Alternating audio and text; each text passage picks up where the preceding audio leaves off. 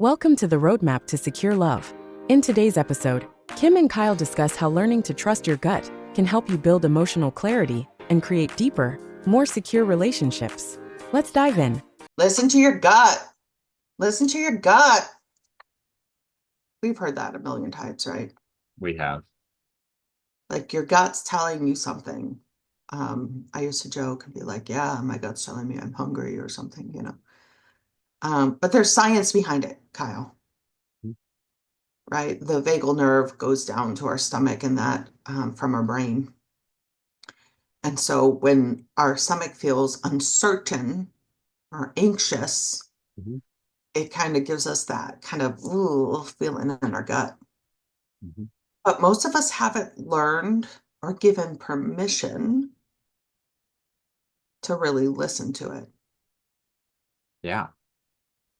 We've had life experiences that tell us not to trust our gut, or we've gotten these beliefs or thoughts that, someone else knows better, or this is the best we're going to get. And I know that from personal experience, right?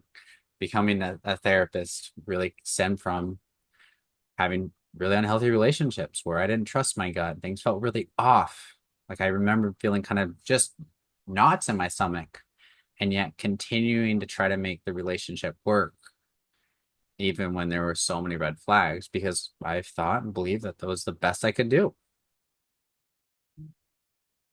Yeah. And I think those beliefs is like we get confused a lot between thoughts, beliefs, and feelings.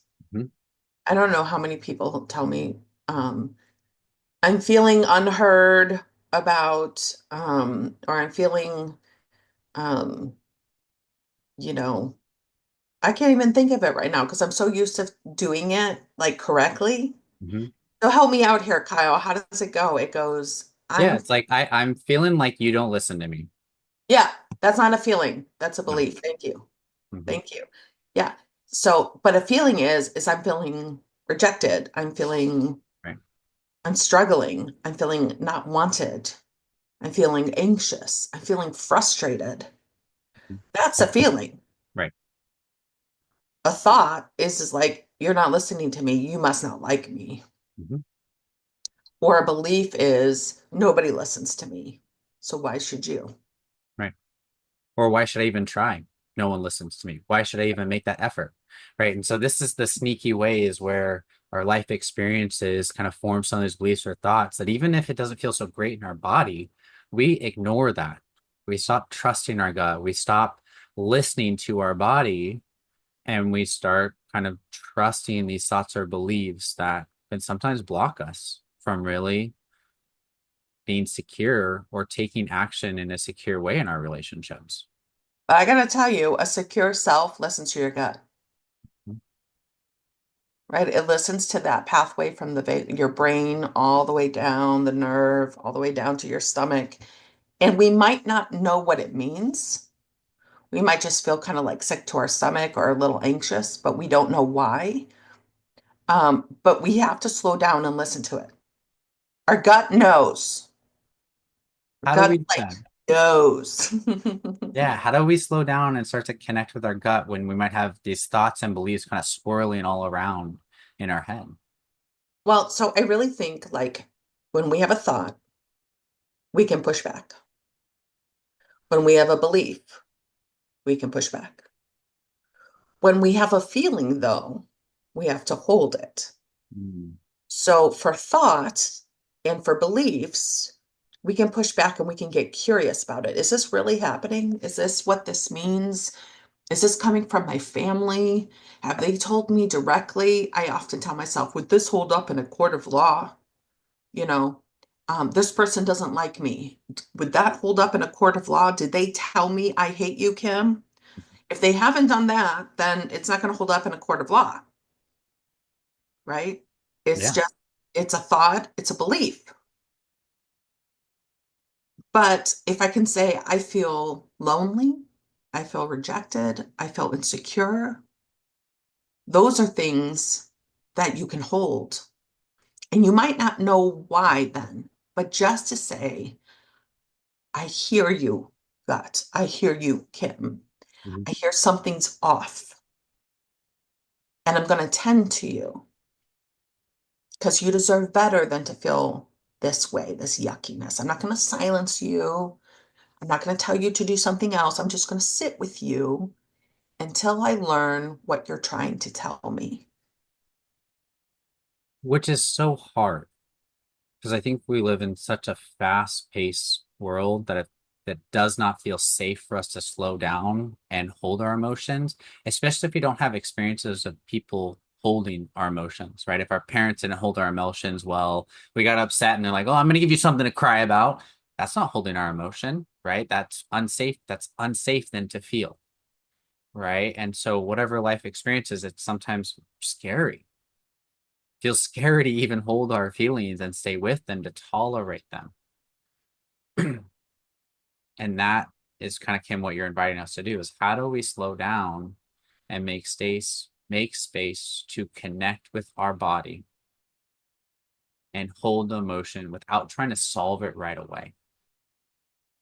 Kyle, you do this really good with me, actually. You do this thing where I will have like this idea and I'm like, oh, excited about it or something. And you look at me and you go, can I just sit with it for a moment and get back to you? Mhm. Right? You're not quite sure what your gut is saying and you just need a moment. And I'm like, okay, I'm totally fine with that, right? Um, but it's something actually I've learned from you because now I know, like, if my stomach's a little bit upset or I'm unsure, it's okay for me to be like, can I come back and revisit this? I need some time. It's one thing I've learned from you. No, thank you. hmm the other thing, I think we did that even this morning as we were praying, preparing for this podcast. I was, all hyper about something, and you're like, can I think about this for a moment? Mhm. The other thing that I've learned is that sometimes I'm not as good as you, Kyle, and I just say yes or no or whatever without thinking it because I haven't been taught to like listen to my feelings. Mhm. So then I I go back. I give myself permission to go back and I go, I totally told you yes or I told you no about that. And I'm not sure how I really feel about it. So can we revisit this and just give me a few moments, days, times to think about what you said? And I might change my mind, I might not, but I realize there's something here for me that I need to sit with. Yeah. No one yet has come up to me and said, well, you've told me yes, or you've told me no, and no, you cannot change your mind. Mhm. Everybody's like, sure, no problem. Take as much time as you need. Right. Which is when we have kind of those safer relationships, they want to know us authentically. And Mhm. this is kind of what it is sometimes there's this expectation that we should know exactly how we feel right away. And even you and I being therapists, working with couples, working with clients, working through all the emotional stuff, it's still not always 100% clear in our bodies, right? I know I still need time to digest and feel, right? Especially something new. My body's like, whoa, that feels overwhelming, but I don't know exactly what this overwhelm is trying to tell me. Is this something I should do? Is this something I should hold off on? Is this something I need more information on? I don't quite know yet because it's too overwhelming for my body. So I got to give it that time to sit with it and be patient with myself so I can gain clarity on what action I want to take. Right. And that's really listening to my gut. And the second thing that you just brought up is it's okay to go back to someone and just say, hey, this has kind of changed for me. And here's actually where I'm at. Yeah, I kind of reactively said yes. But when I sat with there's something else here I need to be able to talk with you about. And that is a way in which we start to become more authentic by trusting our gut and starting to have more deeper relationships that allow us to be exactly who we are, which is For creating a yourself. secure, right? It's a secure self. Giving myself permission to not have the answer, to slow down and to sit with my feelings. Now, Sometimes we say feelings and they're not feelings, right? They're thoughts or beliefs. So there's going to be times where we sit and we actually have to think, wait, is this a thought? Is this a belief? Or is this a feeling? And practice that instead of just react, which means we should like have like a motto of this because we say it every single time, slow down, Yeah. which is really, really hard in a fast-paced world and everybody wants something from you every second. Um, but we need to be there for ourselves. First. And to do that means I need to give myself permission to take time to figure out what my body is actually feeling and needing. Yeah, one of the things when I first started into therapy world and started to kind of look at what we call the self of the therapist, right? Who I am. How is it that I show up in the therapy room? And one of my tendencies that you helped me kind of come to understand is that when things start to feel overwhelming or hard, I push harder, right? I just keep going and trying to do more and more and move faster and faster. And one of the quotes that my individual therapist from years ago said that has always stuck with me is that man is the only animal that runs faster when he is lost. And Mhm. that's kind of this thing is that I experience. It's like when I would start to feel lost, I'd do more, right? And I'd push harder and I'd work more and I'd spend more time. But sometimes the results of that was not anywhere near where I wanted it to be. And what I found is that as I slowed down and kind of trusted my body and trusted my gut, is that I started to pick the things that I wanted to focus on that would really help me grow or succeed in the way that I wanted to. And so I think this is another thing that shows up also professionally, but also even relationally, is that when right, I learned if I feel overwhelmed, do more, work harder. That might have helped in some circumstances, but it did not help in a lot. And often I was working harder, not smarter.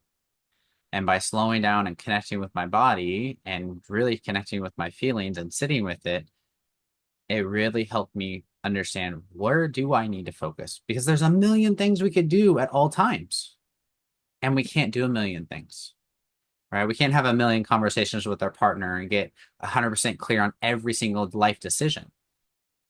So, what is the essential stuff that my heart needs to focus on, my body needs to focus on with you, so that I can feel secure within myself and can have a secure bond with you? Yes. So what I'm hearing is we've got to slow down.